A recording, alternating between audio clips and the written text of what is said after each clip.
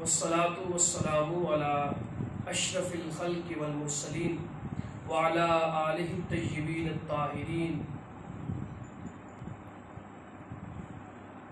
أما بعد فأعوذ بالله من الشيطان الرجيم بسم الله الرحمن الرحيم وَلَقَدْ يَسَّرْنَا الْقُرْآنَ لِلذِّكْرِ صدق الله العظيم إن الله وملائكته يصلون على النبي يا أيها الذين آمنوا صلوا عليه وسلموا تسليما الصلاة والسلام عليك يا سيدي يا رسول الله وعلى آلك وأصحابك يا سيدي يا حبيب الله الصلاة والسلام عليك يا سيدي يا أول النبيين وعلى آلك وأصحابك يا سيدي يا خاتم النبيين.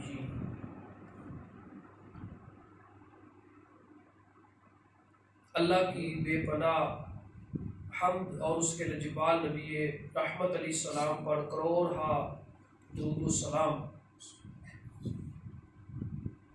کہ جس نے آج بزم تعلیم القرآن کی پہلی نشست میں اپنی زمین میں سے مقدس ترین جگہ جس کو مسجد کہا جاتا ہے وہاں پر اللہ کا کلام مجید سمجھنے سیکھنے کے لیے اکٹھا ہونے کی توفیق عطا فرمائے. اللہ سے دعا ہے اللہ تعالیٰ اس بزم کا انعقاد کرنے والے منتظمین اور ان کی دعوت پر یہاں پر حاضر ہونے والے تمامی نوجوانوں بزرگوں اور بچوں کی دین و دنیا میں کامیابی نصیب فرمائے. آمین. چونکہ پہلی نشست ہے بہت زیادہ احسن انداز میں منتظمین نے کوششیں کی ہیں جو کہ ڈکی چھپی نہیں ہیں. گھر گھر جا کر دروازہ کھٹکھٹا کر بھی مختلف باتیں بھی سن کے انہوں نے اس پروگرام کا انعقاد کیا ہے. اللہ ان کی کوششوں کو سلامت رکھے. آمین. مزید ان کے لیے ایک آیت کریمہ پڑھ کے ہم اگلی جانب پڑھیں گے. حضرت لقمان علیہ السلام کا نام آپ نے سن رکھا ہے.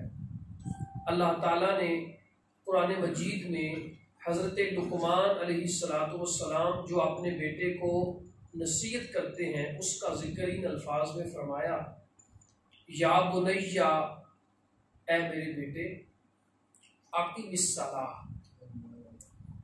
اے میرے بیٹے نماز قائم کرنا وأمر بالمعروف نیکی کا حکم دینا ونہا عن المنکر اور برائی سے روکنا. دیکھ لیجئے حضرت لقمان اپنے بیٹے کو 3 نصیحتیں کر رہے ہیں. اقیم الصلاۃ نماز قائم کرنا، وأمر بالمعروف نیکی کا حکم دینا، ونہا عن المنکر اور برائی سے روکنا. جب یہ تیسری بات کہی نا کہ ونہا عن المنکر برائی سے روکنا تو ساتھ ایک اور بات بھی کہی. وہ کون سی بات کہ وَاصْبِرْ عَلَىٰ مَا أَصَابَكَ کہ پھر تمہیں نیکی کا حکم دیتے ہوئے اور برائی سے روکتے ہوئے جتنی بھی پریشانیاں مصیبتیں آئیں گی ان پر صبر کر جاؤ. چونکہ آپ میں سے ہر فرد اس بزم تعلیم القرآن کے مقدر کا ستارہ ہے. ہم نے بزم تعلیم القرآن فقط اپنے اس گاؤں کے لیے شروع نہیں کی بلکہ سب سے پہلے ہم اپنے اندر میں اور پھر اپنے گھر میں پھر اپنے معاشرے میں اور پھر اس پورے علاقے میں انشاءاللہ قرآن کی تعلیم کو عام کریں گے. جب تک اللہ نے ہمارے جسموں میں روح رکھی ہے اور ہماری سانسیں چل رہی ہیں انشاءاللہ ہماری ہر نکلنے والی سانس اللہ کے کلام کے لیے وقف ہو جائے گی. اور ہم مر بھی جائیں تو مرنے کے بعد بھی انشاءاللہ ہماری نسلیں اس تعلیم القرآن کے مشن کو لے کر آگے نکل کھڑی ہوں گی. اس لیے جو لوگ بھی دعوت دیں ان کے لیے یہ میں نے تمہیدی طور پر تمہید ان کے لیے وقف کر دی کہ وہ دل برداشتہ مت ہوئیے گا، کیونکہ نیکی کے کام کرنے میں اور برائی سے روکنے میں جو مصیبتیں آئیں گی، آگے حضرت لقمان فرماتے ہیں کہ عزم العبور کے لفظ آتے ہیں آخر میں، کہ یہ نیکی کا حکم دینا اور برائی سے روکنا اور پھر ان پر جو مصیبتیں آئیں ان پر صبر کرنا، یہ کوئی عام کام نہیں بلکہ یہ پختہ ترین اور مضبوطی والے اہم ترین کارناموں میں سے ہے۔ کہ کوئی ایک بندہ تانا مار دے تو اس کی وجہ سے کبھی بھی تبلیغ ابلاغ مت چھوڑیے، کوئی دل برداشتہ کرے، اللہ کی رضا مطلوب اور مقصود مومن کی ہو تو پورے کا پورا معاشرہ، پورے کی پوری دنیا انسان کے خلاف ہو جائے، فقط مقصد خدا کی رضا ہو، بندے کے دل میں اللہ کی رضا ہو تو بندہ ان تمام دنیا والوں کو ٹھوکر مارتا ہے اور اللہ کی رضا کو اپنے سینے سے لگا لیتا ہے۔ اس لیے اللہ سے دعا ہے کہ اللہ تعالیٰ آپ لوگوں کے جوانوں کے جذبے سلامت رکھے۔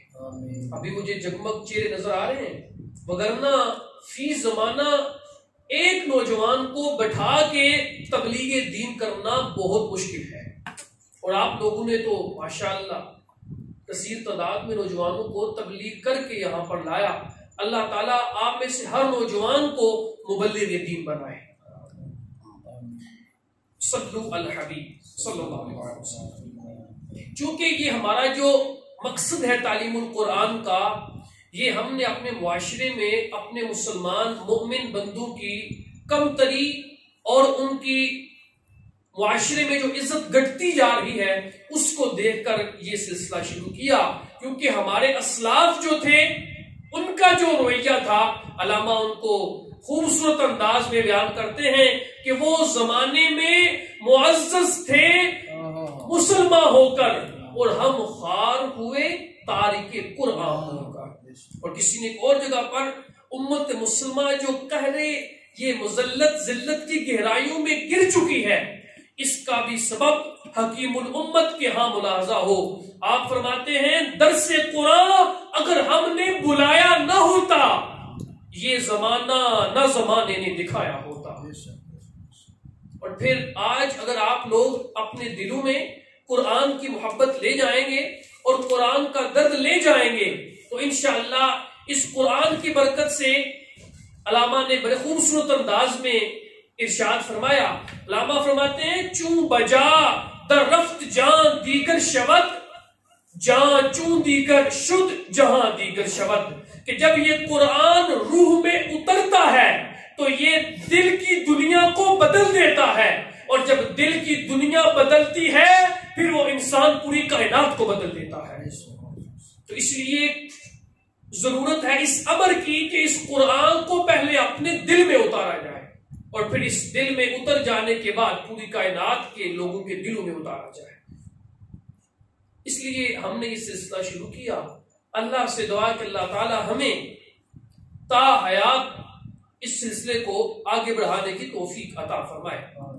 تو قرآن مجید سمجھنا اور قرآن مجید کو سمجھ کر اس پر عمل کرنا اور پھر قرآن مجید کی مجلس میں آنا یہ کوئی معمولی بات نہیں ہے۔ رحمت کونین رؤوف رحیم آقا صلی اللہ تعالی علیہ وآلہ وسلم نے ارشاد فرمایا، حضرت عثمان ابن عفان رضی اللہ تعالی عنہ سے مروی ہے عن عثمان عن نبی صلی اللہ علیہ وآلہ وسلم، حضرت عثمان رضی اللہ تعالی عنہ سے مروی آپ فرماتے ہیں کہ حضور صلی اللہ علیہ وآلہ وسلم نے فرمایا خیرکم، تم میں سب سے بہتر وہ شخص ہے من تعلم القرآن وعلمہ، جو خود قرآن سیکھے اور دوسروں کو سکھائے، سب سے بہترین انسان وہ انسان ہے۔ دوسری حدیث پاک سنیے، اور یہ حدیث پاک حضرت عائشہ رضی اللہ تعالی عنہ سے مروی ہے۔ ان عائشہ رضی اللہ تعالی عنہ قالت، حضرت عائشہ رضی اللہ تعالی عنہ ارشاد فرماتی ہیں کہ قال رسول اللہ صلی اللہ علیہ وآلہ وسلم، حضور صلی اللہ تعالی علیہ وآلہ وسلم نے ارشاد فرمایا الماہر بالقرآن، قرآن میں مہارت رکھنے والا، قرآن کا ترجمہ جانتا ہو، قرآن سے فہم سیکھنا جانتا ہو، قرآن سے اپنی روحانی اور اپنی جسمانی بیماریوں کی شفا جاننا جانتا ہو. فرمایا الماہر بالقرآن، جو قرآن کا ماہر ہوتا ہے اللہ اس کو درجہ کیا دیتا ہے؟ حضرت عائشہ فرماتی ہیں رضی اللہ تعالی عنہ مع السفرۃ الکرام البررہ، اللہ اس کو ماہر معزز فرشتوں میں اور مکرم اور معظم انبیاء کے ساتھ کھڑا کر دیتا ہے. قرآن کے ساتھ جڑ جانے کا یہ اتنا زیادہ اجر ملتا ہے. اور پھر کچھ لوگ ہوتے ہیں ان کی زبان لڑکھڑاتی ہے، وہ قرآن پڑھنا چاہتے ہیں لیکن قرآن پڑھ نہیں سکتے، وہ قرآن سیکھنا چاہتے ہیں لیکن زبان ان کی ساتھ نہیں دیتی. تو ہمارے پیارے آقا علیہ السلام نے اس کی بھی فضیلت بیان کرتے ہوئے کیا خوب ارشاد فرمایا. اسی حدیث میں آگے فرمایا والذی یقرأ القرآن ویتتعتع فیہ وہو علیہ شاق لہ اجران. فرمایا کہ وہ جس کی پھر زبان لڑکھڑائے قرآن پڑھتے ہوئے لیکن پھر بھی وہ سیکھتا چلا جائے، اگرچہ اس کی جان پر وہ شاق ہے کہ زبان لڑکھڑاتی ہے، زبان پر لفظ چڑھتے نہیں ہیں، لیکن پھر بھی وہ قرآن سیکھتا ہے. فرمایا دوسرے کے لیے ایک اجر ہے، اس کو اللہ 2 اجر عطا فرمائے گا کہ پڑھنے بھی نہیں ہوتا پھر بھی قرآن سیکھتا چلا جاتا ہے. پھر تیسری حدیث پاک حضور صلی اللہ تعالی علیہ وآلہ وسلم نے ارشاد فرمایا عن ابی امامہ رضی اللہ تعالی عنہ، حضرت ابو امامہ رضی اللہ تعالی عنہ سے مروی ہے، آپ فرماتے ہیں سمعت رسول اللہ صلی اللہ علیہ وآلہ وسلم، میں نے حضور صلی اللہ تعالی علیہ وآلہ وسلم کو فرماتے ہوئے سنا. آپ فرما رہے تھے اقرؤوا القرآن فإنہ یأتی یوم القیامۃ شفیعا لأصحابہ. فرمایا اس قرآن کی تلاوت کیا کرو، کل قیامت والے دن یہ قرآن اپنے پڑھنے والوں کی شفاعت فرمائے گا. اب اس قرآن کو ہم نے رسمی تو پڑھا ہے، ہم نے اس کو حقیقی معنوں میں لوگوں کے اندر ڈیولپنگ کرنے کے لیے یہ سلسلہ شروع کیا ہے. اللہ ہمیں عمل کی توفیق عطا فرمائے. یہ حدیثیں چند آپ نے سماعت فرمائی. حضرت عبداللہ رضی اللہ تعالیٰ عنہ سے مروی ہے، آپ فرماتے ہیں کہ آقا کریم علیہ السلام نے فرمایا کہ کان یقول ان ھذا القرآن معدوبۃ اللہ فمن دخل فیہ فہو آمن. فرمایا بے شک یہ جو قرآن ہے یہ اللہ کا دسترخوان ہے کہ جو اس دسترخوان پہ آ گیا وہ امان پا گیا. جو اس دسترخوان پہ آئے گا، جو اس سے کھائے گا، حقیقت میں وہی امن والا ہو جائے گا. اور پھر اسی کو حضرت عبداللہ رضی اللہ تعالیٰ عنہ نے ایک دوسرے انداز میں فرمایا کہ من حب القرآن فلیبشر. حضور صلی اللہ علیہ وآلہ وسلم نے فرمایا جو قرآن سے محبت کرتا ہے ان لوگوں کو خوشخبری سنا. تو قرآن مجید تعلیم القرآن میں ہمارا جو سلسلہ ہے وہ تجوید القرآن، تفسیر القرآن اور ترجمہ القرآن کا ہے کہ 1 آور میں ہم نے اس کو مکمل کرنا ہے جو بھی ہمارا ٹاپک ہوا. تو سب سے پہلے جو لیکچر نمبر 1 ہے اس میں سب سے پہلے آپ یہ جان لیجئے تجوید کسے کہتے ہیں. لفظ جو تجوید آپ سنتے ہیں علم التجوید یا کہتے ہیں تجوید کے ساتھ قرآن پڑھنا ہے، تجوید کا معنی کیا ہے؟ تو یاد رکھیں جو تجوید ہے یہ جوادہ یجود تجوید، یہ عربی کا ایک مصدر ہے، تفعیل باب ہے اس کا یہ مصدر ہے تجوید، جس کے معنی ہوتے ہیں خوبصورت بنانے کے. تجوید کے معنی کیا ہوئے؟ خوبصورت بنانے کے. جیسے عربی میں کہتے ہیں کہ جوّد الشیء حسنہ، کہ اس نے فلاں شے کو کیا کر دیا؟ خوبصورت بنا دیا، حسین بنا دیا. یہ تو ہے اس کا لغوی معنی. تو تجوید کا لغوی معنی کیا ہوا؟ خوبصورت بنا دینا. اصطلاحی معنی کیا ہے؟ تجوید کا اصطلاحی معنی یہ ہے کہ اس سے مراد وہ علم ہے کہ جس میں حروف قرآن کو، قرآن کے حروف کو خوبصورت انداز میں اور اس کے اصل مخرج سے، یعنی کہ وہ حروف نکلتے کہاں کہاں سے ہیں، ان حروف کو اپنے مخارج سے نکالنا اور تمام صفات لازمہ اور عارضہ کا خیال رکھنا، یہ علم التجوید کہلاتا ہے. خلاصے کے طور پہ کہ قرآنی الفاظ کو خوبصورت انداز میں بیان کرنا، اس کا نام علم تجوید ہے۔ تو تجوید کا لغوی معنی ہوا خوبصورت بنانا، اور اصطلاحی معنی ہوا کہ قرآنی حروف کو، قرآنی آیات کو خوبصورت انداز میں بیان کرنا، اس کا نام کیا ہے جی؟ علم تجوید ہے۔ علم تجوید کا موضوع، ہر چیز کا کوئی نہ کوئی عنوان، کوئی موضوع ہوتا ہے۔ تو علم تجوید کا جو موضوع ہے وہ ہے عربی زبان کے حروف تہجی۔ عربی زبان میں جو حروف تہجی ہیں الف سے لے کر یا تک، یہ تجوید کا موضوع ہے کہ الف، با، تا، سا سے لے کر یا تک ہر ایک کا جو مخرج ہے وہ کون سا ہے، پھر اس مخرج سے اس حرف کو نکالنا، یہ علم تجوید کہلاتا ہے۔ اور پھر تجوید کے بارے میں قرآنی حکم کیا ہے؟ اللہ اس تجوید کے بارے میں، یعنی کہ خوبصورت قرآن کو پڑھنے کے حوالے سے کیا ارشاد فرماتا ہے؟ اللہ قرآن مجید میں ارشاد فرماتا ہے وَرَتِّلِ الْقُرْآنَ تَرْتِيلًا۔ اے حبیب خود بھی اور اپنی امتیوں کو بھی کہہ دیجئے کہ قرآن پڑھنا ہو تو خوب ٹھہر ٹھہر کر پڑھا کرو۔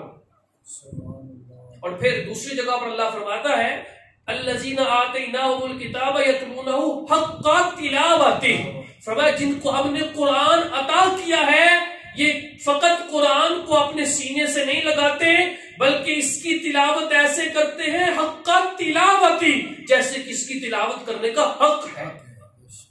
اور وہ حق کیسے ہوتا ہے؟ خوبصورت انداز میں پڑھنا۔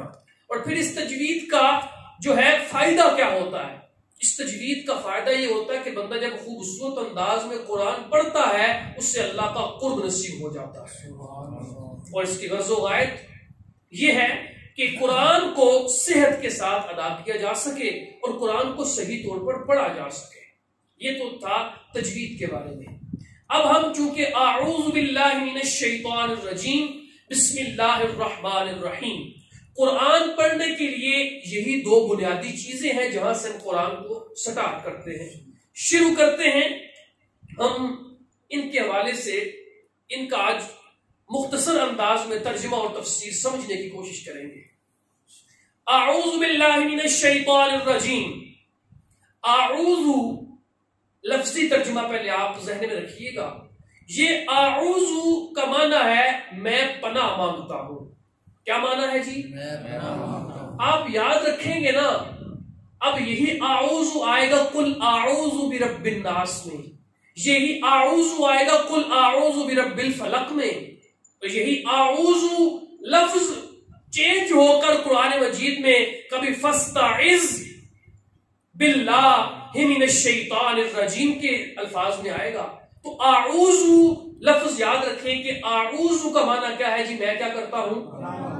گویا کہ اعاذہ یعنی کہ اس کا معنی ہے پناہ مانگنا، تو اعوذ اس کا معنی ہے میں کیا کرتا ہوں؟ پناہ مانگتا ہوں۔ آگے ہم اس کی تھوڑی لغوی تشریح کریں گے، بہرحال ابھی آپ نے ترجمہ ذہن میں رکھیں اس کا۔ اعوذ کا معنی کیا ہوا؟ میں کیا کرتا ہوں؟ اب آگے لفظ کون سا ہے؟ باللہ۔ اب یہ دو لفظ ہیں، ایک ہے حرف، وہ کون سا ہے؟ با، اور ایک ہے لفظ اللہ، اسم جلالت اللہ۔ اعوذ کا معنی ہوا میں کیا کرتا ہوں؟ با کا معنی ہوا ساتھ۔ با کا معنی کیا ہے جی؟ قرآن مجید میں تقریباً یہ با کئی معنوں میں استعمال ہوتی ہے، جس طرح بسم اللہ میں اس کی بتاؤں گا کیا کیا حکمتیں ہیں۔ اعوذ باللہ من الشیطان الرجیم میں پہلا جو لفظ ہے اعوذ، اس کا معنی کیا ہے جی؟ میں پناہ مانگتا ہوں۔ با کا معنی ہے ساتھ، لفظ اللہ، اسم جلالت اللہ۔ آگے من الشیطان الرجیم، من، میم زیر نون، من۔ قرآن مجید میں جہاں بھی من آئے تو وہاں پر یاد رکھیں اس کا معنی ہے سے، جس طرح انگلش میں ہوتا ہے نا فرام، FROM، اسی طرح میم زیر نون من، اس کا معنی ہوگا سے۔ اعوذ میں کیا کرتا ہوں؟ با ساتھ، اللہ اللہ، من کا مطلب کیا ہے؟ اب کس سے؟ الشیطان، الرجیم، الرجیم کہتے ہیں مردود کو۔ اب باما ترجمہ آپ خود کر سکتے ہیں۔ اعوذ باللہ من الشیطان الرجیم، میں پناہ مانگتا ہوں اللہ کی شیطان مردود سے. یہ آپ کا ترجمہ ہوا کس کا؟ اعوذ باللہ من الشیطان الرجیم کا. دوسرا ہے بسم اللہ الرحمن الرحیم. اب دیکھیں بسم اللہ میں پہلا لفظ کون سا ہے؟ یہ بھی حرف ہے با. تو با کا معنی ابھی کیا بتایا ہے؟ ساتھ. من کا معنی ہے سے. با کا معنی کیا ہے؟ ساتھ. اب یہ با تقریباً 3 معنی میں استعمال ہوتی ہے. ایک با آتی ہے استعانت کے لیے، استعانت کہتے ہیں مدد طلب کرنا. ایک با آتی ہے مصاحبت کے لیے، یعنی کہ وہ آپ کا کوئی صاحب ہو، کوئی ساتھی ہو، اس کے لیے. اور ایک با آتی ہے تبرک کے لیے. اور یہاں پر با کے 3 معنی موجود ہیں.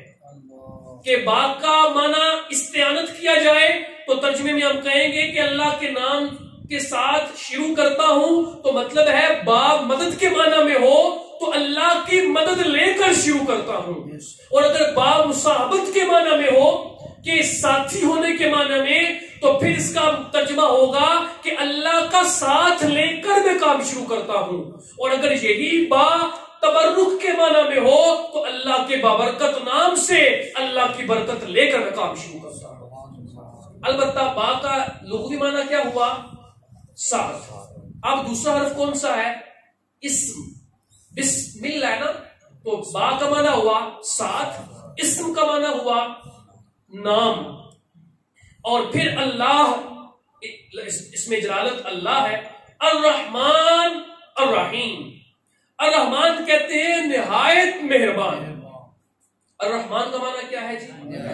نہایت مہربان. اور الرحیم کا معنی ہے ہمیشہ رحم فرمانے والا. الرحمن کا معنی کیا ہے؟ نہایت مہربان. اور الرحیم کا معنی کیا ہے جی؟ ہمیشہ رحم فرمانے والا. اب ترجمہ آپ کے سامنے. بسم اللہ الرحمن الرحیم، اللہ کے نام سے شروع. اب یہاں پر پیچھے اشرعو وہ ایک زیادہ تفصیلی بات ہے کہ میں شروع کرتا ہوں. وہاں پر اقرعو میں شروع کرتا ہوں، میں بالکل وہ ابتدا کرتا ہوں. یہ سارے معنی نکل سکتے ہیں، لیکن یہاں پر جو ترجمہ کیا لغوی ترجمہ، اس کے اعتبار سے ہم پھر ترجمہ کریں گے. اللہ کے نام سے شروع. بسم اللہ نا، با اسم اور اللہ. با کا معنی ساتھ، اسم کا معنی نام، اور اللہ کا معنی لفظ اللہ، اس میں جلالت اللہ ہے. الرحمن الرحیم. یہاں پر ایک باریک نقطہ، یہاں پر جو اسم ہے اس کی تھوڑی سی تشریح. یہ جو اسم ہے، اسم کا لغوی معنی ہوتا ہے علامت، نشانی. اب دیکھیں یہ جو با ہے نا، با اور لفظ اللہ، اور ان کے درمیان میں لفظ کیا ہے جی؟ اسم ہے. اب اس اسم سے کون مراد ہے؟ اب با اللہ، بندہ شروع کر رہا ہے ساتھ اللہ کے نام سے ابتدا کر رہا ہے، لیکن بندے اور اللہ کے درمیان ایک واسطہ ہے. وہ واسطہ کیا ہے؟ اسم کا. اور اسم کا معنی کیا ہے؟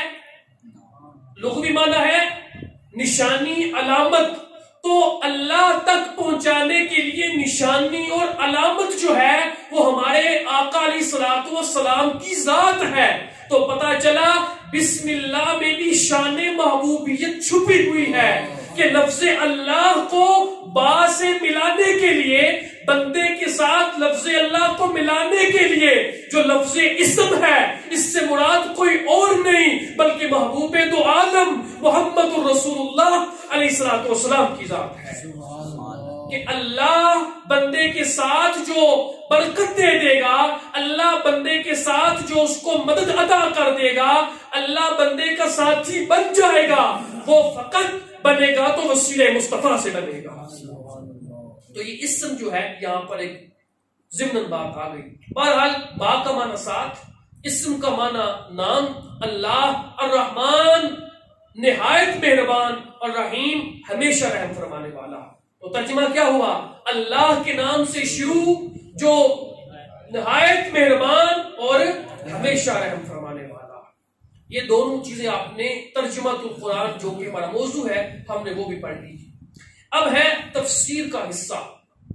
اس میں جو تفسیر ہم نے بیان کرنی ہے تو سب سے پہلے ہم نے کس کا ترجمہ کیا ہے؟ اعوذ باللہ من الشیطان الرجیم کا. اس میں جو اعوذ باللہ من الشیطان الرجیم ہے اس کو کہتے ہیں تعوذ. کیا لفظ ہے جی؟ ہم بولتے ہیں تعوذ بولتے ہیں، لفظ کیا ہے جی؟ تعوذ. اس کو کہتے ہیں تعوذ اعوذ باللہ من الشیطان الرجیم. تو اعوذ باللہ من الشیطان الرجیم کو علمی اصطلاح میں تعوذ کہتے ہیں. اور پھر ارشاد باری تعالیٰ ہے جو اللہ نے قرآن مجید میں ارشاد فرمایا کہ فَإِذَا قَرَأْتَ الْقُرْآنَ فَاسْتَعِذْ بِاللَّهِ مِنَ الشَّيْطَانِ الرَّجِيمِ، کہ جب بھی تم قرآن کو پڑھنے لگو، جب بھی قرآن کو کھولو اور قرآن کی تلاوت کرنے لگو، فَإِذَا قَرَأْ، جب تم کیا کرو؟ پڑھنے لگو، قرأت القرآن، کس کو؟ قرآن کو. تو فَاسْتَعِذْ، کیا کرو؟ پناہ مانگو. اب دیکھیں اعوذ کا معنی کیا تھا؟ میں کیا کرتا ہوں؟ اعوذ کی طرح کے عین اور زال یہ دونوں لفظ جو اصل مادہ ہے اس کی چینجنگ کے ساتھ یہاں پر دیکھیں آیا فاستعذ. اس کا معنی بھی کیا ہے؟ پناہ مانگو. اعوذ کا معنی بھی کیا ہوا؟ پناہ مانگو. جب تم قرآن کی تلاوت کرنے لگو تو فاستعذ باللہ من الشیطان الرجیم، تو کیا کیا کرو؟ اللہ کی پناہ مانگا کرو. کس سے؟ من الشیطان الرجیم، شیطان مردود سے. تو جمہور علماء کے نزدیک تلاوت سے پہلے یہ تعوذ کا پڑھنا مستحب ہے. جب بھی قرآن پڑھا جائے تو پہلے اعوذ باللہ من الشیطان الرجیم پڑھ لیا جائے. اس تعوذ کی فضیلت کیا ہے کہ جو اعوذ باللہ من الشیطان الرجیم ہے اس کو پڑھنے کی فضیلت کیا ہے؟ تو مسند ابی یعلا میں ہے کہ حضور نبی کریم علیہ السلام کے سامنے دو شخص جھگڑنے لگے اور غصے کے مارے ایک شخص کے نتنے پھول گئے. حضور صلی اللہ تعالی علیہ وسلم نے ارشاد فرمایا کہ میں ایک ایسی بات جانتا ہوں کہ اگر وہ یہ پڑھ لیں تو ان کا غصہ جاتا رہے گا. صحابہ اکرام علیہم رضوان نے عرض کی یا رسول اللہ صلی اللہ تعالی علیہ وسلم ذرا ارشاد فرمائیے کہ وہ کون سا وظیفہ ہے، وہ کون سی بات ہے؟ تو فرمایا اعوذ باللہ من الشیطان الرجیم. جب بھی غصہ آئے اعوذ باللہ من الشیطان الرجیم پڑھ لیا کرو، اللہ تمہیں اس غصے سے نجات عطا فرما دے گا. تو یہ بھی فضیلت ہے. اور سیدنا حسن رضی اللہ تعالی عنہ فرماتے ہیں جو خلوص دل کے ساتھ اعوذ باللہ پڑھے اللہ تعالیٰ اس کے اور شیطان کے درمیان 300 پردے حائل کر دیتا ہے. خلوص دل کے ساتھ جو فقط ایک مرتبہ اعوذ باللہ من الشیطان الرجیم پڑھے. اب اعوذ لفظ ہم نے پڑھا نا اس میں تعوذ میں اعوذ، تو یاد رکھ لیں یہ لفظ آذا یعوذ سے واحد متکلم کا صیغہ ہے. واحد کسے کہتے ہیں؟ متکلم کسے کہتے ہیں؟ بات کرنے والے کو. یعنی کہ اعوذ میں ایک بندہ پناہ مانگتا ہے، اعوذ میں کیا کرتا ہوں؟ پناہ مانگتا ہوں. اس کا معنی التجا کرنا ہوتا ہے، میں التجا کرتا ہوں. جس طرح کہا جاتا ہے نا کہ آذا فلان بفلان، کہ فلاں نے فلاں سے التجا کیا. اسی سے پھر استعاذہ ہے جس کے معنی ہوتے ہیں کہ کسی ناپسندیدہ چیز سے بچنے کے لیے کسی کی پناہ میں آنا. یہ بھی استعاذہ کے معنی میں ہے. امام ابن کثیر نے استعاذہ کا معنی یہ کیا ہے، آپ فرماتے ہیں کہ استعاذہ کہتے ہیں کہ اللہ تعالیٰ کی بارگاہ میں التجا کرنا اور ہر صاحب شر کے شر سے پناہ حاصل کرنے کے لیے بارگاہ الہی میں وابستہ ہو جانا، اس کا نام استعاذہ کہلاتا ہے. یعنی کہ تمام لوگوں کے شر سے اور شیاطین کے شر سے اللہ کی پناہ میں آ جانا، اس کا نام استعاذہ کہلاتا ہے. اور پھر اعوذ باللہ من الشیطان الرجیم، اعوذ کا تو آپ نے سمجھ لیا. آگے باللہ با کا معنی ساتھ لفظ اللہ آگے ہے الشیطان. تو شیطان کا معنی بھی آج سمجھ لیجیے آپ شیطان کسے کہتے ہیں. جو شیطان ہے یہ لفظ شیطان یا شاطن سے نکلا ہے جس کے معنی ہوتے ہیں دور ہونا. تو چونکہ جو شیطان ہوتا ہے یہ اللہ کی رحمت سے دور ہوتا ہے، اس لیے اس کو شیطان کہتے ہیں. ایک تو یہ معنی ہے. کہ اس کے معنی کیا ہے جی شیطان، یہ شطن سے، اس کے معنی کیا ہے دور ہونے کے، تو چونکہ یہ اللہ کی رحمت سے دور ہے اس لیے اسے شیطان کہتے ہیں۔ اور دوسرا ایک قول یہ بھی ہے کہ یہ شیطان شیطن سے ماخوذ ہے جس کا معنی ہے ہلاک ہونا، تو چونکہ اس معنی کی روشنی میں شیطان کو شیطان اس لیے کہتے ہیں کہ اللہ کے قہر اور غضب میں یہ ہلاک ہو گیا۔ تو دو معنی آپ نے شیطان کے سمجھے، ایک معنی کیا ہے اس کا دور ہونا، اس اعتبار سے اس کا معنی کیا ہوگا اللہ کی رحمت سے دور ہونا، اور دوسرا معنی اس اعتبار سے کہ کیا کرنا کہ ہلاک ہونا، چونکہ اللہ کے قہر اور غضب سے یہ ہلاک ہوا اس لیے اسے شیطان کہتے ہیں۔ اور پھر ابلیس جو ہے یہ شیطان کیسے بنا؟ ابلیس جو تھا جو کہ فرشتوں کا سردار تک کا رتبہ پا چکا تھا، یہ شیطان کیسے بنا؟ اس کے حوالے سے دو تین اقوال ہیں۔ ایک تو یہ ہے کہ اس نے حکم الہی، اللہ کے حکم کے آگے سر تسلیم خم کرنے کی بجائے اپنے عمل کی بنیاد ذاتی مشاہدے سے قائم کی۔ اس نے کہا بھائی یہ تو مٹی سے بنا ہے اور میں آگ سے بنا ہوں، میں کیسے سجدہ کر سکتا ہوں؟ اور دوسری وجہ اس کی یہ بھی بتائی جاتی ہے کہ اس نے عظمت و فضیلت نبوت سے حسد کیا تھا۔ حضرت آدم علیہ السلام سے وہ مٹی ہونے کی وجہ سے تو کیا تھا، لیکن جو نبوت عطا کی تھی اللہ نے اس سے اس نے حسد کیا، اور حسد اور تکبر کی بنا پر اس کا منکر ہوا۔ اللہ نے پھر اس کو جو شیطان تھا، جو کہ ابلیس تھا، ابلیس شیطان بنا، اللہ کی رحمت سے بھی دور ہو گیا اور اللہ کے قہر و غضب سے کیا ہو گیا ہلاک ہو گیا۔ آگے اعوذ باللہ من الشیطان الرجیم میں آخری لفظ ہے الرجیم۔ الرجیم کا معنی بھی سمجھ لیجئے، ویسے یہاں پہ ہم نے کیا بتایا آپ کو مردود۔ الرجیم، یہ رجیم کا لفظ رجم سے ماخوذ ہے۔ کس سے جی؟ رجم سے، اور اس کے معنی ہوتے ہیں سنسار کرنا، قتل کرنا، لعنت کرنا اور دھتکارنا، یہ سارے رجم کے معنی ہوتے ہیں۔ جس طرح ہوتا ہے نا یہ وہ جو شادی شدہ جوڑا اگر وہ زنا کر لے تو اس کو کیا کیا جائے؟ سنسار کیا جائے، رجم کیا جائے، ہلاک کر دیا جائے، تو یہ اسی سے ہی ہے۔ تو اللہ تعالیٰ نے چونکہ اس پر لعنت کی ہے، کس پر؟ شیطان پر، اور اس کو دھتکار کر راندہ برگاہ کر دیا ہے، اس لیے اس کو رجیم کہتے ہیں۔ مردود، راندہ برگاہ کیا ہوا اور مردود کیا ہوا اور دھتکارا ہوا اور لعنت کیا ہوا شیطان۔ یہ اعوذ باللہ من الشیطان الرجیم کی تفسیر مختصر انداز میں آپ نے سماعت کی۔ آگے ہے تسمیہ، بسم اللہ الرحمن الرحیم۔ اسلامی آداب جو ہیں معاشرتی طور پہ اس میں بسم اللہ کو بہت اہم مقام حاصل ہے۔ بسم اللہ الرحمن الرحیم کو ہمیں ہمارے ہادی و مرشد نبی اکرم صلی اللہ علیہ وآلہ وسلم نے یہ سبق دیا ہے کہ ہر کام بسم اللہ سے شروع کرو، ہر کام۔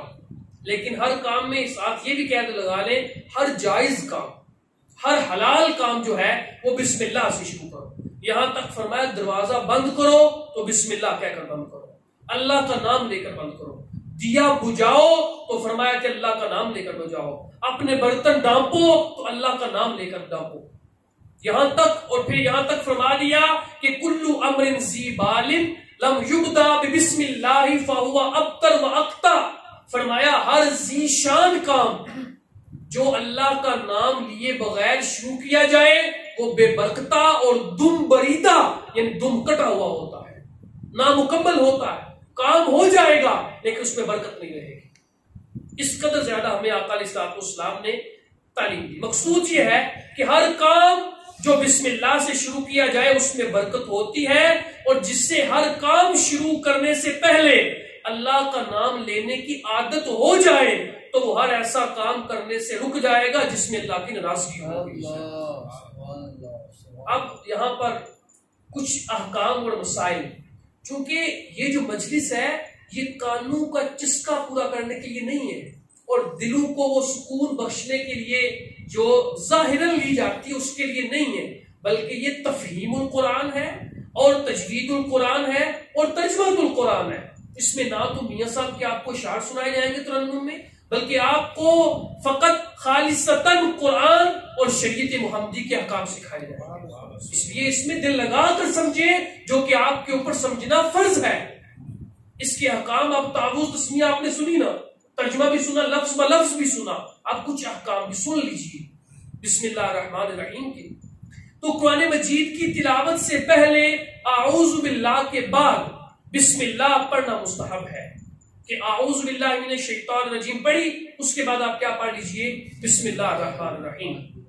دوسرے نمبر پر یہ مسئلہ یاد رکھیے، سورۃ الانفال کے بعد، یہ قرآن مجید میں ایک سورت ہے سورہ انفال، اس کے بعد ہے سورہ توبہ، تو سورہ توبہ سے پہلے بسم اللہ پڑھنا مکروہ ہے۔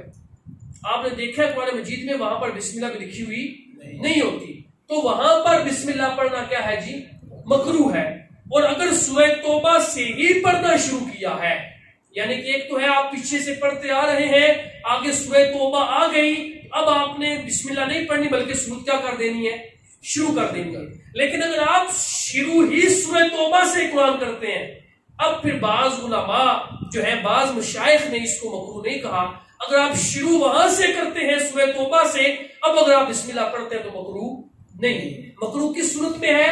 کہ جب آپ پیچھے سے قرآن پڑھتے آ رہے ہیں تو پھر اس کے درمیان میں آپ بسم اللہ نہ پڑھیں، وگرنہ یہ کیا ہوگا جی؟ مکروہ ہوگا۔ تیسرا مسئلہ آپ یہ سمجھ لیجئے، جنبی۔ جنبی اب وہ ہم بستری کی وجہ سے ہو یا پھر وہ احتلام کی وجہ سے ہو، جو جنبی ہے اور حائضہ جو عورت ہے، اس کے لیے بطور قرآن بسم اللہ پڑھنا حرام ہے۔ اگر وہ جنبی شخص یا وہ جو حائضہ عورت ہے، اگر وہ قرآن کی نیت کر کے بسم اللہ پڑھتی ہے تو یہ حرام ہے، لیکن اگر وہ بطور ذکر اور بطور برکت پڑھتی ہے یا پڑھتا ہے، اب اس کے لیے حرام نہیں، یہ جائز ہے۔ یعنی کہ ویسے برکت کے لیے اس نے کتاب کھولی، کوئی بھی بسم اللہ الرحمن الرحیم پڑھ لیا، لیکن اگر اس نے قرآن کی نیت سے کہ میں قرآن کی آیت پڑھ رہی ہوں یا پڑھ رہا ہوں بسم اللہ الرحمن الرحیم، تو یہ حرام ہے۔ پاک ہو اور پاک ہونے کے بعد پھر وہ بسم اللہ الرحمن الرحیم کی تلاوت کرے گا یا کرے گی۔ چوتھا جو مسئلہ وہ یہ یاد رکھ لیجئے، ذبح کرتے وقت، جو بھی جانور آپ حلال جانور ذبح کریں تو ذبح کرتے وقت شکار کی طرف تیر پھینکتے وقت، آج کل اس طرح ہوتا ہے، اور پھر شکاری کتا چھوڑتے وقت، یہ ان تینوں چاروں وقتوں میں بسم اللہ پڑھنا واجب ہے، وگرنہ وہ شکار آپ کا حرام ہو جائے گا۔ کون کون سی چیزیں ہیں؟ ذبح کرتے وقت، شکار کی طرف تیر پھینکتے وقت، اور پھر اس کی طرف کتا جو ہے وہ چھوڑتے وقت بسم اللہ پڑھنا کیا ہے جی؟ واجب ہے۔ بعض کتابوں میں ہے کہ صرف بسم اللہ کہے، الرحمن الرحیم نہ کہے، چونکہ ذبح کے وقت یہ رحمان اور رحیم جو مہربان اور رحمت والا ہے کہ یہاں پر وہ تقاضا نہیں کرتا، وہاں پر فقط بسم اللہ کا لفظ بولا جائے ذبح کے وقت۔ اسی لیے آپ نے دیکھا ہوگا کیا لفظ بولتے ہیں؟ بسم اللہ واللہ اکبر۔ اور وضو کی ابتدا جو ہے، یہ پانچویں بات ہے، وضو کی ابتدا اور کھانے کی ابتدا میں بسم اللہ پڑھنا سنت ہے۔ کھانے کی ابتدا ہو یا پھر وضو کی ابتدا ہو، بلکہ یہاں پر میں ایک بات بتا دوں، آپ علیہ السلام نے فرمایا جو بسم اللہ کے بغیر وضو کرے تو جہاں جہاں پانی پھرے گا وہی اعضاء دھلیں گے۔ جو بسم اللہ پڑھے گا، جن پر پانی پڑا وہ تو دھل جائیں گے، جن پر پانی نہیں پڑا اللہ وہ بھی پاک فرما دے گا۔ اور پھر اگلی بات یہ آپ ذہن میں رکھ لیجیے، فرمایا جو بسم اللہ والحمدللہ پڑھے، ساتھ کس کو ملا لے؟ والحمدللہ کو۔ بسم اللہ والحمدللہ پڑھے گا، اللہ فقط اس کا جسم پاک نہیں کرے گا، بلکہ جب تک وضو رہے گا فرشتے نیکیاں لکھتے رہیں گے۔ تو یہ معمول بنا لیجیے، اور کھانا کھانے سے پہلے بسم اللہ کو پڑھنا بھی اپنا معمول بنا لیجیے، اور پھر اس کی برکتیں تو آپ دیکھیں گے۔ اگر شروع میں بھول گیا بسم اللہ پڑھنا تو پھر اس کا طریقہ کار یہ ہے کہ درمیان میں جب یاد آئے پڑھ لے۔ کیا پڑھ لے؟ بسم اللہ اولہ و آخرہ، بسم اللہ اولہ و آخرہ۔ اور ایک روایت میں آتا ہے جب بندہ درمیان میں پڑھتا ہے نا تو پھر کیا ہوتا ہے؟ شیطان نے جتنا ساتھ کھایا ہوتا ہے وہ سارا اگل دیتا ہے اور بیمار ہو جاتا ہے۔ اس لیے یہ بھی ہے بسم اللہ۔ کسی کتاب کے شروع میں میں ایک لطیفے کے طور پہ بات بتاؤں، البتہ اس کے ساتھ ضمن میرے ذہن چھوٹے ہوتے تھے اس کا اصل مسئلہ کیا ہے، لیکن یہ ایک لطیفے کے طور پہ علمی لطیفہ کہہ لیں جو بھی. میں اور ایک دوست ہوتے تھے، تو جب ہم نے یہ بات پڑھی نا کہ بسم اللہ اگر درمیان میں پڑھے تو شیطان بیمار ہو جاتا ہے، اگل دیتا ہے، تو ہم نے کہا شیطان کو تو بیمار کرنا چاہیے. ہم شروع میں بسم اللہ پڑھتے کوئی نہیں، جب درمیان ہوتا نا ہم پڑھتے بسم اللہ اولہ وآخرہ. نظر تو آتا نہیں تھا شیطان. ہم کیا کہتے، ہم کہتے اب یہ بیمار ہو گیا. لیکن میں نے جب ایک اور جگہ پڑھا تو میں بہت مسکرایا. وہ یہ کہ پھر وہاں لکھا ہوا کہ جب اس شیطان کو پتا چل جاتا ہے اس نے درمیان میں پھر پڑھ لینی ہے، وہ شروع سے شامل ہی کو نہیں ہوتا. صلی اللہ حبیب صلی اللہ علیہ وسلم. بہرحال وضو کی ابتدا اور کھانے کی ابتدا میں بسم اللہ پڑھنا کیا ہے جی، سنت ہے. اور اگر درمیان میں یاد آ جائے تو کیا کر لیا جائے. بلکہ ایک حدیث میں آتا ہے وہ سارے کھانا کھا رہے تھے تو آخر میں آقا علیہ السلام نے ایک لقمہ اٹھایا اور بسم اللہ اولہ وآخرہ پڑھا اور فرمایا شیطان اس کھانے میں شرکت تھا، اگر یہ بھی نہ کھایا، اس پر بسم اللہ نہ پڑھی جاتی تو شیطان سارا کھانا ہی کھا جاتا. اب کھانا تو آپ ہی کھاتے ہیں نا، لیکن اس میں جو برکت ہے وہ ختم ہو جاتی ہے. یہ نہیں کہ آپ کہتے بھائی ہم نے تو ایک ہی برگر کھایا تھا، شیطان نے کون سا کھایا، وہ تو ہم نے کھایا، تو یہ برکت ختم ہو جاتی ہے. چھٹی بات یہ ہے کسی کتاب کے شروع میں اور ہر نیک اور اہم کام کے شروع میں بسم اللہ پڑھنا مستحب ہے. اور آٹھویں بات یہ یاد رکھ لیں کہ بسم اللہ کلام الہی ہے، اللہ کا کلام ہے بسم اللہ. تو دو صورتوں کو الگ کرنے کے لیے اس کا نزول ہوا ہے. دو صورتیں جو ہیں، کوئی بھی صورت ہے، سورۃ الفاتحہ اور سورۃ البقرہ، ان دونوں صورتوں کو الگ کرنے کے لیے کیا نازل ہوا ہے جی، بسم اللہ. یہ اللہ کا کلام ہے. اور نماز میں بسم اللہ پڑھنے کا کیا حکم ہے، اس کے والے سے بھی آپ سمجھ لیجیے کہ ہر رکعت میں بسم اللہ پڑھنا سنت ہے. ہر رکعت میں آپ 2 رکعتیں پڑھ رہے ہیں، 3 رکعتیں پڑھ رہے ہیں، 4 رکعت پڑھ رہے ہیں، ہر رکعت میں کیا پڑھنا، بسم اللہ پڑھنا کیا ہے جی، سنت ہے. دوسری بات یاد رکھیں، سورہ فاتحہ کے بعد دوسری سورت سے پہلے، سورہ فاتحہ کے بعد دوسری سورت سے پہلے بسم اللہ پڑھنا مستحب ہے. والضالین اس کے بعد، آمین کے بعد جو آپ اگلی سورت ملاتے ہیں، اب آپ اس سورت سے پہلے اور والضالین کے بعد اب یہاں پر بسم اللہ پڑھنا کیا ہے جی، مستحب ہے. آپ اس کو نماز سری ہو یا جہری، یعنی کہ وہ پھر فجر کی نماز ہو یا پھر ظہر کی نماز ہو، وہ بسم اللہ پڑھنا کیا ہے جی، مستحب ہے. نماز میں سورت سے پہلے بسم اللہ کو ہمیشہ آہستہ پڑھا جائے. یہ بات ذہن میں رکھیے، ہمیشہ کیا کیا جائے، آہستہ پڑھا جائے، بلند آواز سے نہ پڑھا جائے. کیونکہ بسم اللہ نہ تو سورہ فاتحہ کی آیت ہے اور نہ کسی اور سورت کی، سورہ نحل کی آیت کا جز ہے. آیت نہیں ہے بلکہ کیا ہے جی، جز ہے. اس لیے احناف اور مالکیہ کے نزدیک سورہ فاتحہ کی طرح اسے بلند آواز سے نماز میں پڑھنا منع ہے. جب بھی آپ نے ضالین کے بعد اور دوسری سورت ملانے سے پہلے بسم اللہ پڑھنی ہے تو کس انداز میں پڑھنی ہے، آہستہ آواز میں. حضرت انس رضی اللہ تعالی عنہ اس صحیح سند کے ساتھ روایت کرتے ہیں کہ قالا فرماتے ہیں صلیت مع رسول اللہ صلی اللہ علیہ وآلہ وسلم و ابی بکر و عمر و عثمان رضی اللہ عنہم فلم اسمع احدا منہم یقرأ بسم اللہ الرحمن الرحیم.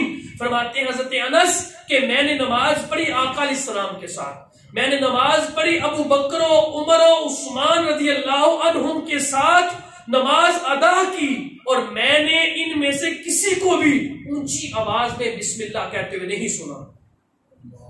اور پھر یہ بھی بات یاد رکھیں، روایات میں آتا ہے کہ حضور نبی کریم علیہ الصلوۃ والسلام مکی دور میں ابتداءً دوران نماز تسمیہ جہرن کہا کرتے تھے، یعنی کہ اونچی آواز سے پڑھا کرتے تھے. اس پر مشرکین مکہ مذاق اڑاتے تھے. تو پھر کیونکہ وہ مسلمہ کذاب کو رحمان کہتے تھے، تو وہ بسم اللہ الرحمن الرحیم سن کر تانا دیتے تھے کہ محمد رسول اللہ علیہ الصلوۃ والسلام اہل یمامہ کے معبود یعنی مسیلمہ کذاب کی طرف بلاتے ہیں۔ تو پھر حضور صلی اللہ علیہ وآلہ وسلم نے صحابہ اکرام علیہم رضوان کو بسم اللہ کی قرات آہستہ آواز میں کرنے کا حکم صادر فرمایا، اور اس کے لیے حدیث پاک کے الفاظ ہیں، وہ سن لیجئے۔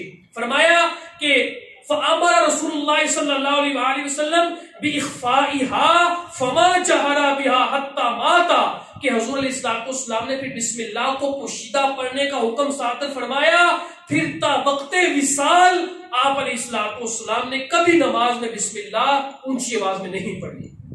اس لیے جب بھی آپ ملائیں ولدالین کے بعد سورت ملانے سے پہلے جو بسم اللہ پڑھنی وہ کس انداز میں پڑھنی ہے؟ آہستہ آواز میں پڑھنی ہے۔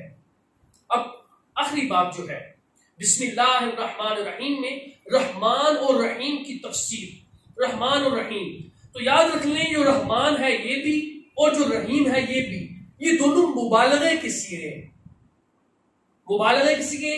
اب اس میں ان کا جو ماخذ ہے اصل میں رحمان رحیم کا، دونوں کا ماخذ رحمت ہے، یعنی کہ رحمت سے دونوں نکلے ہیں، رحمان بھی اور رحیم بھی۔ اور رحمت الہیہ سے مراد وہ انعام و اکرام ہے جس سے وہ اپنی مخلوق کو سرفراز فرماتا رہتا ہے۔ اور جو بھی بندے کی زندگی میں اللہ تعالیٰ کی رحمت ہے یہ اس کو شامل حال رہتی ہے۔ اب یہاں پر یہ بات ہے کہ ان دونوں میں فرق کیا ہے، رحمان میں اور رحیم میں۔ ان دونوں میں ایک تو فرق یہ ہے کہ دنیا اور آخرت میں رحم کرنے والے کو رحمان کہتے ہیں، جو دنیا میں بھی رحم کرے اور آخرت میں بھی رحم کرے اس کو کیا کہتے ہیں؟ رحمان کہتے ہیں۔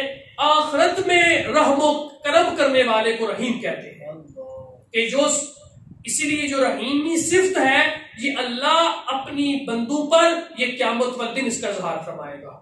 تو رحمان وہ ہے جو دنیا میں بھی رحمت کرے آخرت میں بھی رحمت کرے، اور جو رحیم ہے اس کی جو صفت ہے یہ فقط یہ قیامت والے دن اللہ اپنے بندوں پر فرمائے گا۔ دوسری بات ہے رحمان اسے کہتے ہیں کہ جو بن مانگے عطا کرے۔ رحمان کسے کہتے ہیں جی؟ جو بن مانگے عطا کرے، اور رحیم اس کریم کو کہتے ہیں۔ دوبارہ سنیے کہ رحمان اس کو کہتے ہیں جو کیا کرے؟ بن مانگے عطا کرے، اور رحیم اس کریم کو کہتے ہیں جس سے نہ مانگا جائے تو وہ جلال میں آ جائے۔ رحمان وہ ہے کہ جو کیا کرے؟ بن مانگے عطا کرے، اور رحیم وہ ہے کہ جس سے نہ مانگا جائے تو وہ جلال میں آ جائے کہ مانگتا کیوں نہیں ہو۔ اسی لیے وہ استغفار کے والے سے میں نے بیان کیا تھا کہ اللہ اپنے گناہگار بندوں کی توبہ اور گناہگار بندوں کو اتنا پسند کرتا ہے کہ یہ میری بارگاہ میں آ کر توبہ کریں، کہ آقا علیہ السلام فرماتے ہیں اگر لوگ گناہ کرنا چھوڑ دیں اور توبہ کرنا چھوڑ دیں، اللہ تمام انسانوں کو مار ڈالے اور پھر ایک اور قوم لے کر آئے جو گناہ کرے اور اللہ کی بارگاہ میں آ کر توبہ کرے۔ کہ اللہ اپنے بندوں سے اتنا پیار کرتا ہے۔ اللہ سے دعا ہے اللہ تعالی ہمیں شیطان الرجیم سے اپنی پناہ میں رکھے۔ جس طرح دیکھیں اس میں ایک اور بھی چیز تھی جو کہ وقت مکمل ہوا تو میں اس کو چھوڑ رہا ہوں، رحمان اور رحیم، اور ادھر ہے شیطان الرجیم، کہ وہاں پر اللہ فرماتا ہے کہ پہلے میری پناہ میں آ جاؤ اس مردود سے، تو اب میں تم پر کیا کروں گا؟ اپنی رحمتوں کے، اپنی مہربانیوں کے سمندر کو ڈیل دوں گا۔ اللہ سے دعا ہے کہ اللہ تعالی ہمیں ہماری اولادوں کو شیطان الرجیم جو مردود ہے اس سے اپنی حفاظت میں رکھے، اور الرحمن الرحیم کی جو صفت ہے ہم پر اس کا نزول کرے، ہماری اولادوں پر اس کا نزول کرے، ہمارے گھر والوں پر اس کا نزول کرے، اور ہمیں عمل کی توفیق عطا فرمائے۔ وما علینا الا البلاغ المبین۔